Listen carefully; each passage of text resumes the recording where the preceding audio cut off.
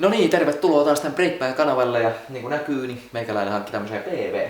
Elikkä vaihdoin tosiaan se mun hussani tähän PVC ja nyt olisi sitten tarkoitus vähän alkaa väkertelee tätä ja semmoista kaikkea. Mut joo, tää on vaan tämmönen esittelyvideo, tämä ensimmäinen video.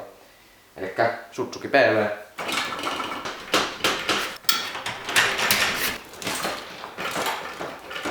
Klappia on joka välissä, eli tekemistä riittää. Ei nyt mitään ihan hirveästi, mutta kumminkin riittää tekemistä. Moottori on ainakin löysällä kiinni ja putkia ei ole oikein mitenkään kiinni. Ja keulassa on tuolla emäputkessa jossain klappia, että keula purkaa ja käydä läpi. Ja nämä iskarit, ne yläpäät on, niissä on klappia ja päällä on vähän klappia. Ja joka suunnassa on vähän klappia, niin sanotusti heiluu ja päristää ja vatkaa koko vähe.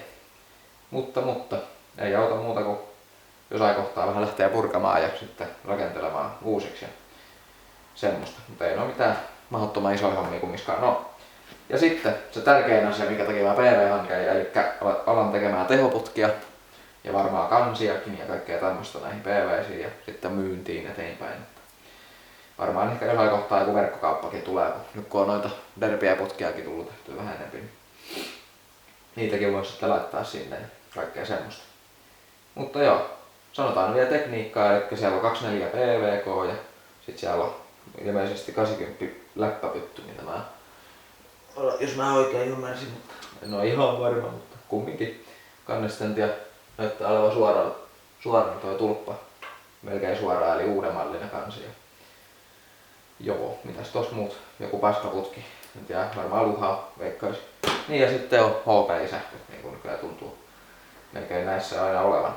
Mutta joo, semmonen perus PV. Ei tässä nyt mitään sen kummempia puheita tarvitse tämmöisiä lampaa. Legendaarisia vehkeitä niin sanotusti.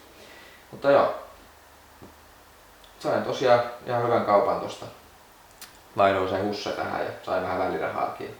Sain vähän osiakin mukaan. Tuolla jotain alkuperäistä mittaristoa ja alkuperäistä putkea ja tai pyttyä ja alkuperäistä kaasaria. Tämmöistä kaikkea. Mutta joo, ne mä varmaan myyn, koska en mä niillä sitten mitään tee. Tai no ehkä noihinkin saattaa sitten. Voi olla, että voi hyödyttää johonkin osien tekemiseen ja sitten jotain noita, mutta täytyy vähän miettiä. Tarvitsisi vähän rahaakin saada, että voi sitten niitä putkiakin tehdä tähän näin ja kaikkea semmoista. Kaikki vaatii aina vähän jotain vaivaa ensin, ennen kuin alkaa saamaan kaupaksi mitään. Mutta joo, semmoista.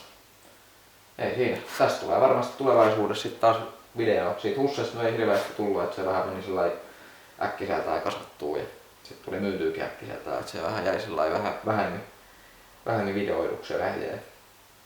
Tästä olisi nyt tarkoitus sitten tämä kesäaikana tehdä vähän enemmän kaikkea videonpätkää tänne YouTubeen. Tämä olisi suunnitelma.